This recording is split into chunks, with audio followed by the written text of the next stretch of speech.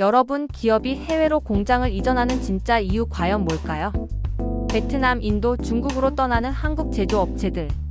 단순히 인건비가 싸서일까요? 아니면 그 뒤에 다른 이유가 숨어 있을까요?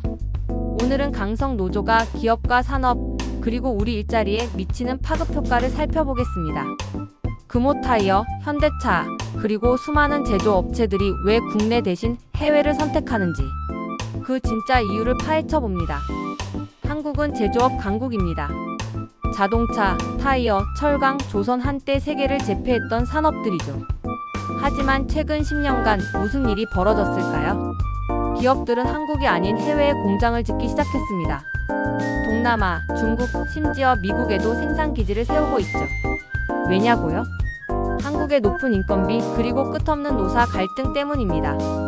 특히 강성 노조, 즉 협상보다는 투쟁과 파업을 우선하는 노조 문화가 기업 운영을 어렵게 만든다는 지적이 계속 나오고 있습니다. 강성 노조는 노동자의 권익을 보호한다는 명분을 내세우지만 그 방식이 지나칠 경우 기업 경쟁력을 갉아먹습니다. 어떤 문제가 있을까요?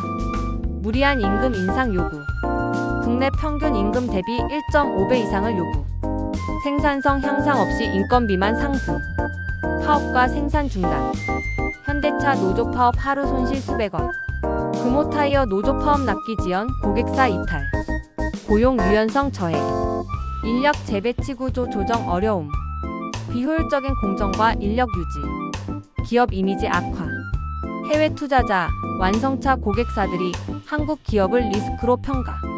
결국 기업 입장에서는 국내보단 노조 영향이 약한 해외가 더 낫다 라는 결론에 도달할 수밖에 없습니다. 금호타이어를 예로 들어봅시다. 광주 공장 국내 생산의 핵심 연간 1200만 개 타이어 생산. 하지만 노조의 임금 고용 보장 요구가 강하고 야간 근무 특급 문제, 노사 협상으로 생산 단가가 베트남 공장보다 23배 비쌌습니다. 2025년 광주 공장 화재가 발생했습니다. 회사는 선택의 기로에 섰죠. 수천억 들여 국내 공장을 복구할 것인가? 아니면 이미 수익성이 높은 베트남 유럽 신공장으로 대체할 것인가? 회사의 선택은 해외였습니다. 왜냐고요? 베트남 공장은 노조 영향이 거의 없고 인건비는 5분의 1. 미국 수출 시 관세 혜택까지. 고객사 현대폭스바겐도 저가 안정 공급을 원함. 결국 강성 노조 높은 비용 구조가 해외 이전을 더 빠르게 결정짓는 촉매제가 된 셈입니다. 그 결과 어떤 일이 벌어질까요?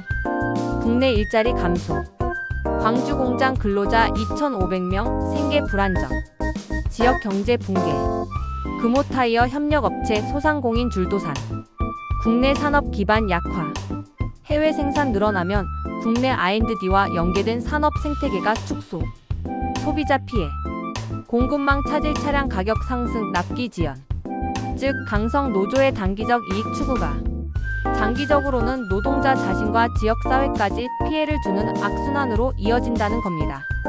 그렇다면 독일, 일본, 미국 같은 선진국은 어떤가요?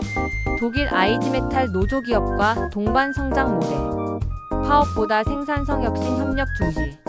일본 노조 임금 협상은 하되 파업 거의 없음. 미국 파업은 있지만 성과 중심 임금제, 경쟁력 유지.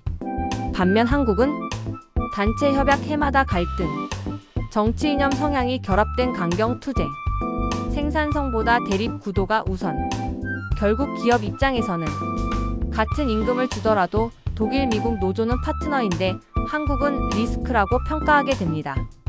해결책은 없을까? 그렇다면 노조가 필요 없다는 말일까요? 아닙니다. 노조는 노동자 권익 보호라는 중요한 역할이 있습니다. 문제는 강성 대립 중심의 방식이죠.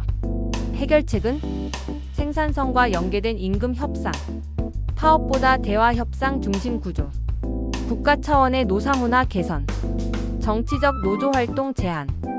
기업과 노동자가 서로를 적으로 보지 않고 파트너로 인식해야 해외 이전 없이도 공존할 수 있습니다.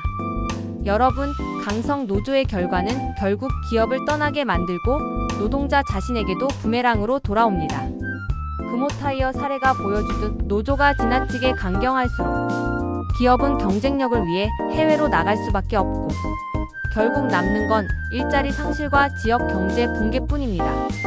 노조가 진짜로 지켜야 할 건 바로 노동자의 미래 일자리 아닐까요? 이 영상이 도움이 되셨다면 좋아요와 구독 부탁드립니다. 여러분은 어떻게 생각하시나요? 강성 노조 필요한가? 아니면 시대착오적인가? 댓글로 여러분의 의견을 남겨주세요.